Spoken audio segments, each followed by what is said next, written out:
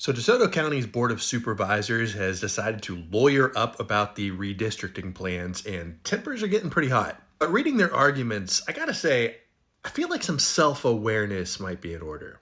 So one of the primary objectives of the Board of Supervisors and their supporters is that with this new redistricting plan coming out, the town of Hernando would be split between two districts instead of being covered just by one. Which isn't unusual in Mississippi. In fact, having just one representative for your entire city is kind of the exception. Starkville has two, Hattiesburg and Meridian each have three, Gulfport has four, Jackson has seven. But for the county supervisors, two is one too many, despite that meaning that the town of Hernando would then have two votes in the Mississippi legislature instead of one. One editorial that was published recently highlighted the objections that folks like the county supervisors have for the redistricting. It argues that these changes would prevent conservative voices in the area from having fair representation in the legislature, and that they would essentially be diluted by the minority voters from outside.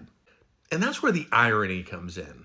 You see, one of the whole reasons that Mississippi is even doing this redistricting thing is because DeSoto County specifically had such poor representation. DeSoto County, Mississippi has 5 districts, and when you combine the populations of all of them, it comes up to about 30% black. However, because of the way that the districting lines are drawn currently, of the 25 representative positions that are within DeSoto, not a single one is held by a black Mississippian.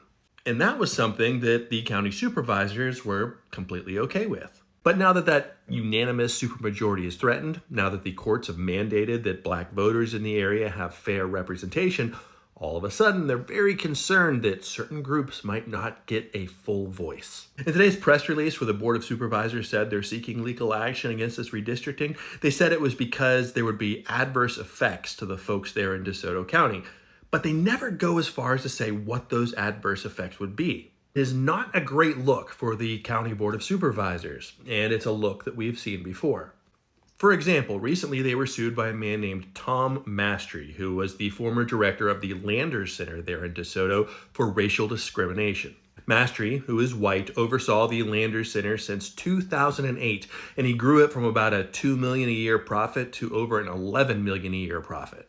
And he claims that he was fired because he continued to hire black artists and black performers for the Landers Center over the objections of the county supervisors. He claims that he was berated regularly by the Board of Supervisors, with them allegedly saying that they didn't want those shows or those people coming down from Memphis. The board, of course, pushed back, saying that they don't have the authority to fire anybody that's over the Landers Center. But the board does hire the people who are able to fire or hire the people over the Landers Center, so that defense is a little disingenuous. It's kind of like a CEO saying, oh, I can't fire regular workers, that's middle management's job. Individual supervisors have also drawn some fire for their stances against minority groups. Supervisor Robert Foster, once a candidate for Mississippi governor, drew a lot of fire nationwide when he said that any supporters of the transgender community should be lined up against a wall and executed. He also once tweeted that being discriminated against is just a price you pay to be in a free society. And he explained later about that tweet, saying that he believes that it's conservatives who bear the brunt of discrimination. But looking at the leadership of DeSoto County, that does not seem to be the case. Holding every single seat, that's kind of the opposite. And I really don't want to assume anything about these leaders here, but their actions and their words make it very difficult not to draw some harsh conclusions about their actual motivations.